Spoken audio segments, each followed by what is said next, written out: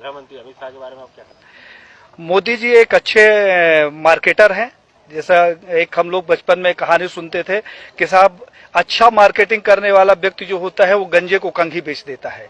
तो मोदी जी ने इस कहावत को चरितार्थ किया है। उन्होंने एक गंजा साथ में रखा है और कंघी अपने हाथ में रखी है। उसके सर पे कंघी फेरते हैं और पूरे भारत को बता देते हैं, देखा अमित शाह की कितनी बढ़िया पार्टी पड़ी हुई है। इन दोनों ने हिंदुत्व को लेकर अभी धारा 370 का मैटर हुआ। साहब धारा 370 के मैटर में सबसे ज्यादा अगर किसी ने तारीफ की तो हिंदू महासभा ने की। जो मुकदमे न्यायालय के द्वारा होते हैं जैसे राम जन्मभूमि, तो साहब जब न्यायालय के द्वारा हो गया तो इसका क्रेडिट मैं नहीं चाहता कि बीजेपी के पास जाए, क्योंकि बीजेपी का इसमें कोई योगदान नहीं है।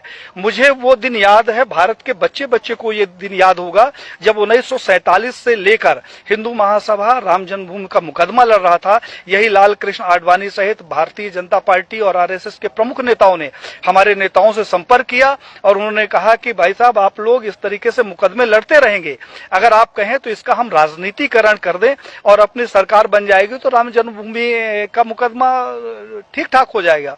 और साहब हम लोग साइलेंट हो गए, अपनी छाती में इनको बैठाकर पूरे भारत में रथ यात्रा निकाली और उस रथ यात्रा से इकट्ठा हुए 1400 करोड़ रुपए ये लोग डकार गए, जिसका आज हिसाब नहीं है। तो 1400 करोड़ रुपया ये खा गए। हिंदुत्व के नाम पर जो भी प्रखर नेता आगे आता है, कहने के लिए थोड़ा सा बुरी बात है लेकिन कहना जरूरी है, अशोक सिंघल जी को मैंने पत्र लिखा। हमने कहा 1400 करोड़ रुपया जो राम जन्मभूमि का इकट्ठा हुआ कहां गया। अशोक सिंघल जी से हमारा बड़ा आत्मिक लगाव था। उन्होंने उसका जवाब दिया और मुझे फोन किया कि पांडे साहब मैं अयोध्या जा रहा हूं, आप आ जाओ, आपसे कुछ बात करना है। मैं जब अयोध्या गया तो एक गले में वो पीला टॉवेल रखते थे, उन्होंने जो शिला रखी हुई थी उसकी धूल झाड़नी शुरू कर दी। हमने कहा कि ये क्या कर रहे हो। बोला पांडे जी मेरा अंतिम सपना है कि किसी तरीके से मेरे जिंदा रहते ये मंदिर का निर्माण हो जाए। साहब उन्होंने हमारी उनकी काफी गंभीर चर्चा हुई। उन्होंने कहा पांडे जी अभी नहीं तो कभी नहीं। तो हमने कहा क्या करोगे, आप लड़ तो सकते नहीं। बोले कि अब मोदी है और लड़ूंगा भी और विरोध भी करूंगा। और साहब अशोक सिंघल जी एक स्वस्थ व्यक्ति जिसके साथ हमने 2 दिन बिताया, वो दिल्ली जाता है और अचानक उसकी मौत हो जाती है। प्रवीण भाई तोगड़िया जिसके पास जेड कैटेगरी की सुरक्षा हो, जो पेशाब करने बाथरूम में जाता है तो पहले बाथरूम चेक होता है और वो रोड के किनारे लावारिस पड़ा मिले, उसकी सिक्योरिटी का पता नहीं और उसका पता नहीं। कमलेश तिवारी जिसकी सिक्योरिटी के लिए 24 गार्ड नियुक्त थे, हमारे पास उसके पत्र हैं साहब, और उस आदमी की हत्या हो जाती है और हत्या का कारण सिर्फ ये होता है कि उसकी सुरक्षा में कमी कर दी जाती है।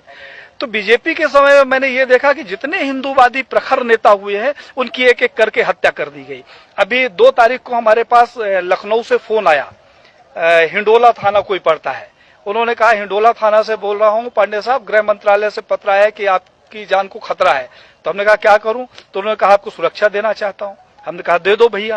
बोले कहाँ गार्ड भेज दूं, मैंने अपने घर का पता बता दिया। तो साहब उन्होंने कहा कि मैं वहां नहीं दे सकता हूं, मैं लखनऊ में सुरक्षा दूंगा। मैं रहता मध्य प्रदेश में हूं, पूरे भारत को मालूम है, आईबी रिपोर्टिंग साहब हमारे घर की है, और सुरक्षा लेने के लिए मैं जाके थाने में बैठूं कि मैं मर न जाऊं इसलिए थाने में रहूं। इस तरीके का जो इनका दोहरा चरित्र है वो अब हिंदुत्व के लिए हमें लगा कि एक खतरे के रूप में सामने आ रहा है।